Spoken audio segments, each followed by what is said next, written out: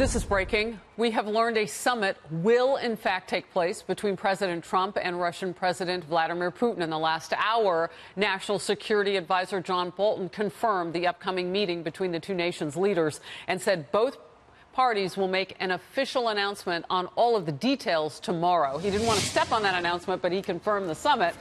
Chief White House correspondent John Roberts is live for us outside the White House. John, Bolton making news from Moscow. Yeah, and it's never good to get ahead of the president. Trust me, you could talk to a lot of people who used to be here at this White House that did that. But we do know that President Trump and President Vladimir Putin are going to be meeting for the very first time since they met on the sidelines of the APEC summit in Da Nang. That was way back in November, and they only talked for a short period of time. We do not yet know the where and the when of all of this, but a good bet is the week of July the 9th.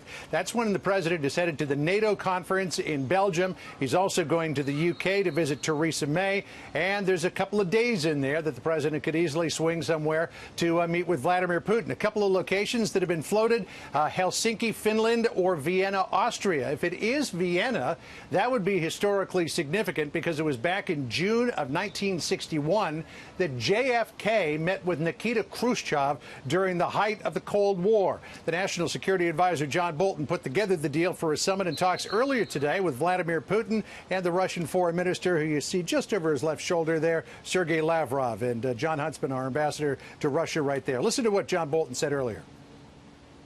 President Trump asked me to come and speak to Russian authorities about the possibility of a meeting between him and President Putin, and there will be an announcement on that tomorrow, simultaneously in Moscow and Washington. Now, White House officials said back in Da Nang that there was nothing to talk about in a big bilateral meeting, which is why they met on the sidelines of the summit.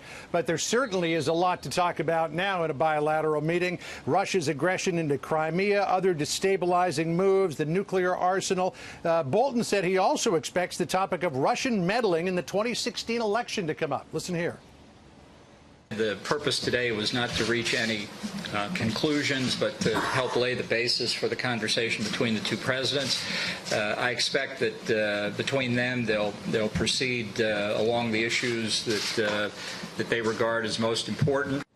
The president has said all the way back to the election campaign that he thinks that having a good relationship with Russia is nothing but a positive thing. Of course, he's been roundly criticized for being soft on Russia, but the president, Harris, continues to insist no one else has been as tough on Russia as he was.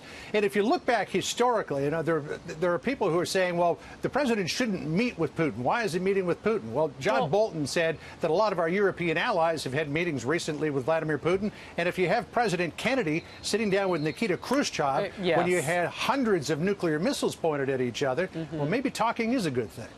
Well, and I mean, we know what's going on the ground in Syria. I mean, we could go back and forth about what's happened with that warring country alone and the similarities historically for these leaders to sit down. John Roberts, always a pleasure. Thank you. Thanks, Harris.